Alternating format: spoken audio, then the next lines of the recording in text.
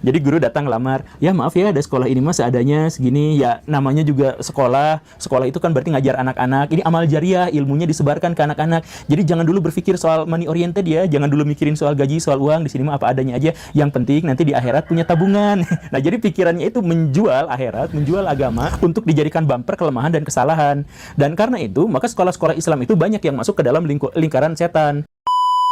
Bayangkan, saya mengajar di sekolah Kristen sepertiga dari sekolah Islam dalam durasi waktu, tetapi digaji 3 kali lipat. Padahal sekolahnya sama-sama besar. Kenapa seperti itu? Karena sekolah-sekolah Islam itu banyak yang berpikir money oriented. Jadi guru-guru dipres, tapi gajinya kecil, sedangkan sekolah, yayasan, apa dan sebagainya besar. Makanya kita juga bisa melihat perbedaan antara yayasan pendidikan Kristen dengan yayasan pendidikan Islam. Kita bangun anak-anak kita untuk bisa bersaing di masa depan dengan orang-orang Eropa, orang-orang Cina terhadap teknologi-teknologi itu. Nah, mereka berpikirnya itu, masa depan, kualitas. Orang-orang Islam sebaliknya, ketika belajar, mereka mengajarkan, anak-anak, lihatlah, di zaman dulu, di zaman dulu ya, Al-Farabi sudah menciptakan musik. Sekarang kita kan bisa mendengar musik kayak gimana, itu adalah hasil peradaban Islam. Lihat Ibnu Sina di masa lalu. Shalom Bapak Ibu, saudara-saudari terkasih. Selamat datang di channel Juru Selamatku. Sebelumnya, jangan lupa subscribe, like, dan bagikan tentang kebenaran Tuhan kita yang besar, dahsyat, dan penuh kasih. Pembahasan kali ini akan disampaikan oleh seseorang yang cukup terkenal di berbagai platform sosial media, yaitu Guru Gembul.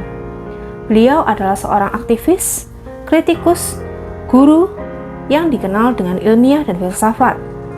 Beliau akan membahas mengenai kenapa sekolah Kristen lebih baik daripada sekolah Islam. Tanpa panjang lebar, saya ajak Bapak Ibu saudara-saudari untuk melihat diskusi yang sangat menarik ini. Tentunya bisa menambah wawasan serta menguatkan iman kekristenan kita.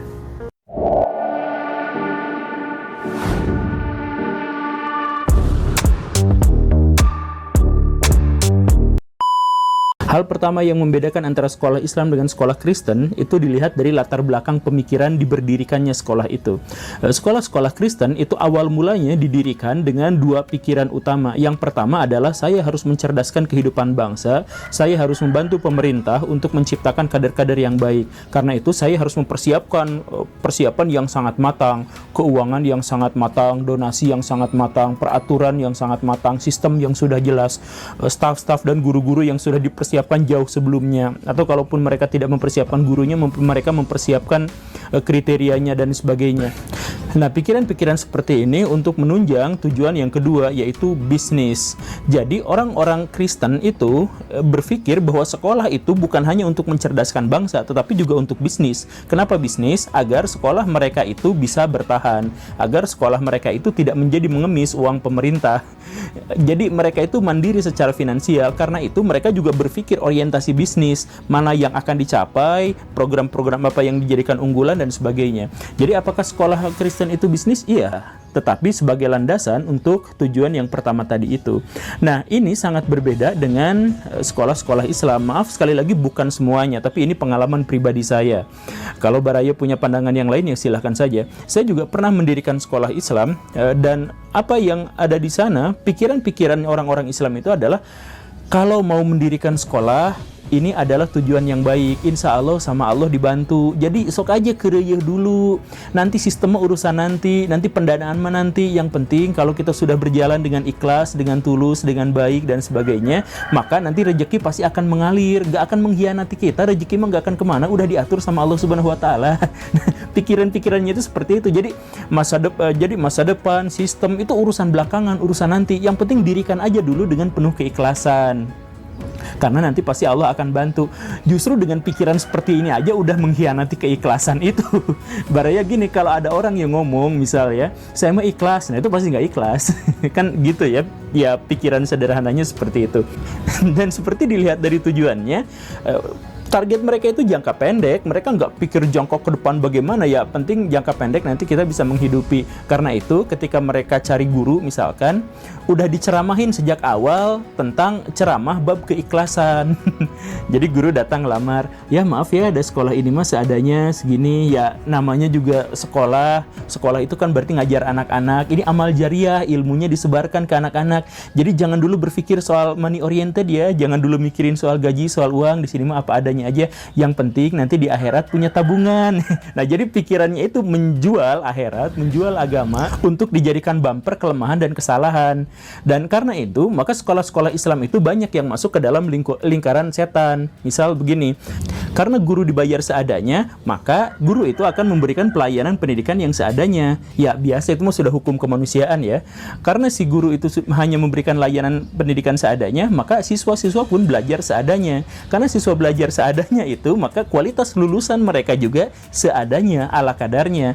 Karena kualitas kelulusan siswa itu ala kadarnya, seadanya, maka image sekolah itu menjadi image sekolah seadanya atau bahkan kurang di mata masyarakat. Karena itu, siapapun yang masuk ke sana adalah siswa-siswa yang seadanya. Karena sekolah itu tidak diminati, biasa-biasa aja. Nggak bisa bikin saringan masuk, nggak bisa bikin apa, semacam itulah. Nah, karena image sekolahnya itu jelek, maka yang masuk ke situ juga adalah siswa-siswa dengan kadar yang seadanya. Karena siswa yang masuk ke sana kadarnya seadanya, karena dididik oleh orang tua yang seadanya, makanya memberikan SPP juga seadanya, kan begitu, nunggak dan lain-lain.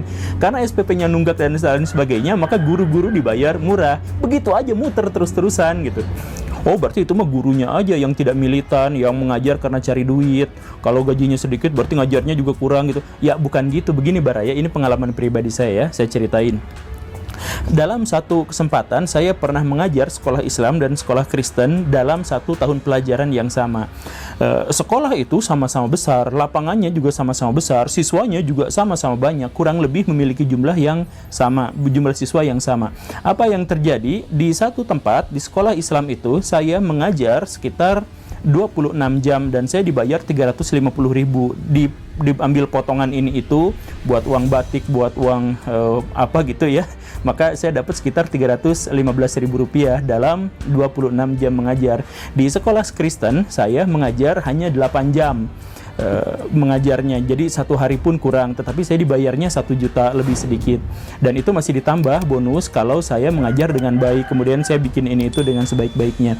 Bayangkan, saya mengajar di sekolah Kristen 1/3 dari sekolah Islam dalam durasi waktu, tetapi digaji 3 kali lipat. Padahal sekolahnya sama-sama besar. Kenapa seperti itu? Karena sekolah-sekolah Islam itu banyak yang berpikir money oriented. Jadi guru-guru dipres tapi gajinya kecil, sedangkan sekolah, yayasan apa dan sebagainya besar. Makanya kita juga bisa melihat perbedaan antara yayasan pendidikan Kristen dengan yayasan pendidikan Islam. Yayasan pendidikan Kristen itu sejak awal memang sudah sangat besar, sangat kuat. Makanya ketika mereka mendirikan sekolah, mereka siap untuk nombok 10 tahun sekalipun.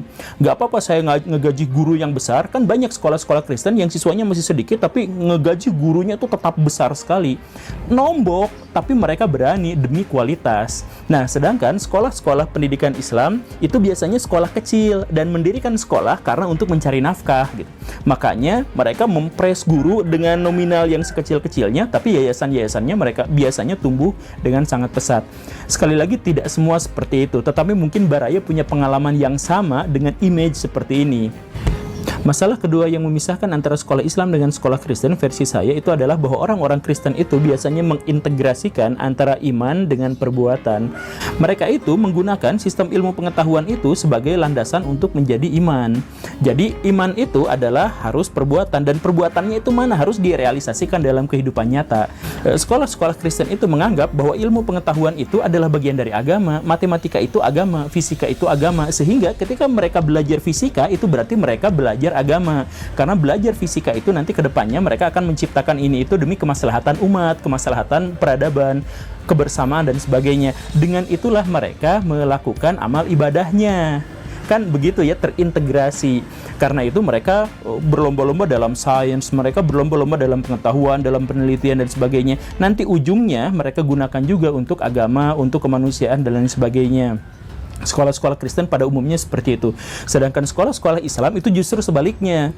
Walaupun Islam itu digadang-gadang sebagai agama yang sumulia, tetapi orang-orang Islam dalam hal berpendidikan itu dikotomis, sekuler, memisahkan antara kehidupan agama dan kehidupan akhirat, memisahkan antara ilmu pengetahuan agama dan memisahkan dan pengetahuan duniawi, katanya seperti itu. Misal begini, matematika itu kan nggak bisa mengantarkan kita ke surga.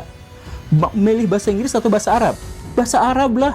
nanti di surga itu bahasa yang digunakan itu adalah bahasa Arab. Kalau kamu sekarang nggak bisa bahasa Arab, nanti di surga kamu nggak bisa ngapa-ngapain. Mungkin aja kamu ditendang dari surga karena nggak bisa ngerti bahasa Arab. Nah, jadi pikiran-pikiran bocil seperti itu tuh masih berkuasa di banyak sekali lembaga-lembaga pendidikan Islam. Jadi ketika masuk ke ranah pendidikan, jangan dulu fokus pada matematika, fisika sebelum dilandaskan pada ilmu akidah yang kuat. Nah, pikirannya itu seperti itu. Nah, sebenarnya di Islam generasi awal itu tidak pernah ada dikotomi seperti itu. Fisika, matematika, kimia, biologi itu adalah pelajaran dari agama Islam. Makanya ulama-ulama itu menciptakan ilmu kimia, mengembangkan matematika, mengembangkan ilmu astronomi, matematika dan sebagainya. Mereka biasa-biasa aja, dan itu adalah bagian dari agama. 1000 tahun sebelum Darwin muncul, Al-Jahiz sudah memunculkan teori evolusi, walaupun dalam taraf yang sangat sederhana, tetapi idenya dia sudah nemu gitu. Siapa dia? Muslim. Kemudian sebelum Kopernikus mengatakan bahwa bumi bulat dan mengelilingi matahari, itu Al-Biruni sudah mengatakan 400 tahun sebelum Kopernikus lahir, bahkan sudah meramalkan ini bentuk bumi itu seperti ini, luasnya begini dan lain sebagainya. Nah, tetapi sekarang tentu saja umat muslim malah sebaliknya, bahwa teori evolusi salah, bumi itu datar, kemudian menyangkal ilmu pengetahuan yang ada sekarang gitu. Kenapa disangkal seperti itu? Karena mereka tidak mampu menguasainya. Nah, kenapa tidak mau menguasainya? Karena pikirannya itu adalah ada ilmu akhirat, ada ilmu dunia, sekuler seperti itu. Sekulernya udah sampai ke tulang, bukan saja mendarah daging.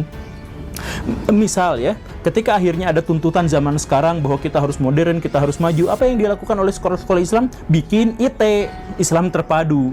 Apa landasannya? Begini, kurikulum nasional yang sudah padat sama pelajaran itu, yang banyak dikritik oleh ahli-ahli itu, kemudian ditambahkan dengan dengan pelajaran-pelajaran berlabel Islam. Akhirnya sekolah itu menjadi jauh lebih panjang lagi. Jadi baraya begini, sekolah formal aja dengan komposisi pelajaran yang seperti itu sudah bikin siswa mumet, sudah bikin siswa stres, ditambah lagi dengan sekolah itu katanya adalah ini Islam terpadu. Ini bukan Islam terpadu, ini sekularisasi dalam agama. Islam itu disekulerkan. Jadi menganggap matematika itu adalah ilmu dunia, kemudian menganggap bahwa nahwu shorof itu adalah ilmu agama, sehingga harus dipelajari dua-duanya biar seimbang. Antara dunia dengan akhirat itu bukan seimbang namanya baraya. Itu menganggap bahwa Islam itu adalah agama yang terkotak-kotak, yang terpecah-pecah, yang hancur. Di dalam Islam semestinya itu adalah setiap orang harus berkembang sesuai dengan bakat minat kepentingannya masing-masing. Orang yang jago matematika silahkan matematika geluti, orang yang jago bahasa Arab silahkan geluti bahasa Arab, orang yang jago bahasa Inggris silahkan geluti bahasa Inggris. Nanti semua hasilnya itu demi kemaslahatan manusia, demi beribadah kepada Tuhan. Kan kita nggak bisa beribadah tanpa Tuhan, tanpa semen kan? Kita nggak bisa beribadah kepada Tuhan tanpa mengetahui ilmu astronomi kan? Mau sholat aja kita harus meluruskan dengan Ka'bah, dan itu harus diketahui dengan ilmu astronomi. Tapi kan bisa pakai gadget. Nah, gadgetnya juga kan bukan buatan Muslim, maka kita harus mandiri secara finansial dan intelektual. Gadget kita harus bisa bikin sendiri. Muslim kan belum bisa. Nah, pikirannya itu ke arah sana. Tapi gara-gara orang Islam itu sama banyak yang sekulernya mendikotomikan itu, maka sekolah-sekolah Islam itu malah menciptakan kader-kader Islam yang rapuh, yang di masa depan malah kacau, rusak karena stres dengan pendidikan yang terlalu banyak dan padat. Poin ketiga yang membedakan antara sekolah Kristen dengan sekolah Islam itu adalah, mulai serap ya, maaf, pagi-pagi ngejar biar nggak ada tahu bulat. Itu adalah bahwa sekolah-sekolah Kristen itu biasanya berpikir soal kinerja, berorientasi pada kualitas, dan dalam hal ini mereka menciptakan sebuah sistem. Ini sangat berbeda dengan apa yang ada dalam sekolah-sekolah Islam. Biasanya sekolah-sekolah Islam itu mengedepankan doktrin, kemudian romansa masa lalu, dan wacana-wacana. Saya akan jelaskan misalkan begini ya, waktu dulu saya ngajar di sekolah Kristen dan sekolah Islam, itu memang hawa-hawanya beda banget gitu. Sekolah Kristen, datangin, kumpulin, rapat. Apa yang mereka katakan? Teman-teman, di tahun 2030, mobil listrik itu sudah harus diwajibkan di Eropa. Di 2040, perjalanan keluar angkasa sudah menjadi massal. Itu bisnis yang sangat baik. Maka kita harus ciptakan pendidikan yang mengantisipasi masa depan itu. Kita bangun anak-anak kita untuk bisa bersaing di masa depan dengan orang-orang Eropa, orang-orang Cina terhadap teknologi-teknologi itu. Nah, mereka berpikirnya itu, masa depan, kualitas. Orang-orang Islam sebaliknya, ketika belajar mereka mengajarkan, anak-anak, lihatlah di zaman dulu. Di zaman dulu ya, Al-Farabi sudah menciptakan musik. Sekarang kita kan bisa mendengar musik kayak gimana, itu adalah hasil peradaban Islam. Lihat Ibnu Sina di masa lalu sudah bisa menciptakan buku obat-obatan yang masih dipakai oleh orang Eropa abad ke-18. Luar biasa kan? Lihat itu Borobudur itu dibangun sama Nabi Sulaiman. Jadi pikirannya itu masa lalu. Lihatlah Al-Kanuni menaklukkan Eropa, satu benua didominasi, dikuasai. Lihat betapa besarnya peradaban Islam di masa lalu. Nah, kelihatan baraya dari situ ya. Jadi karena melihatnya masa lalu saja, maka yang mereka kumandangkan itu adalah wacana-wacana. Misal begini, Islam itu adalah satu-satunya agama yang mengajarkan kebersihan, di mana ada ajaran agama yang sampai detail ngomongin soal sikat gigi, kebersihan tubuh, kan nggak ada. Ya kalau memang kenyataannya begitu, kenapa itu sampah-sampah di kelas berserakan? Saya kan pernah itu saya kritik langsung di depan rektornya, ada universitas gitu ya, ngomongin soal bab toharoh dalam Islam, ngomongin bab toharoh itu kelas kotor gitu. Ngomongin bab bebersih, tapi di situnya jadi cuman wacana, cuman membacot gitu, cuman ngahuntu, tapi realisasinya itu tidak ada.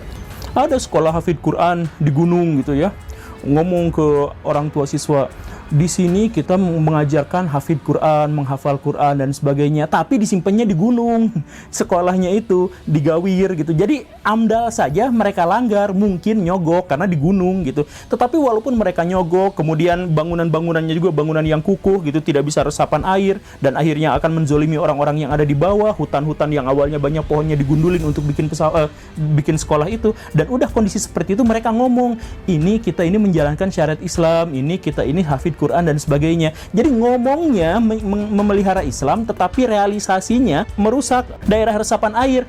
Sedangkan orang sekolah-sekolah Kristen itu sebaliknya. Jadi ketika mereka memikirkan seperti ini, kemudian mewacanakan seperti ini, kemudian mereka merealisasikan di dunia nyata seperti itu, bahwa kita di masa depan akan seperti itu, maka kita harus mengantisipasinya. Kenapa? Kalau kita sudah bisa mengantisipasinya, maka kualitas anak-anak kita menjadi baik. Karena kualitas anak-anak kita menjadi baik, maka kita bisa memberikan kebaikan buat masyarakat. Memberikan kebaikan buat masyarakat itu adalah ibadah mereka dan direalisasikan. Ya, tapi seperti yang saya sampaikan di awal, ini sebenarnya adalah otokritik yang membangun, saya harap, untuk satu pihak ya. Jadi jangan dulu marah-marah, jangan dulu baperan, dan ini juga bisa dijadikan motivasi sportif untuk pihak yang lain yang tadi sudah saya sebutkan. Saya harap sih baraya semua bisa menambahkan, karena apa yang saya sampaikan di sini itu adalah opini pribadi, 3 poin, karena sebenarnya tentu saya jauh lebih banyak, 3 poin berdasarkan pengalaman pribadi saya. Semoga bermanfaat. Ya, begitulah penjelasan dari Guru Gembul tentang kenapa sekolah Kristen jauh lebih baik daripada sekolah Islam.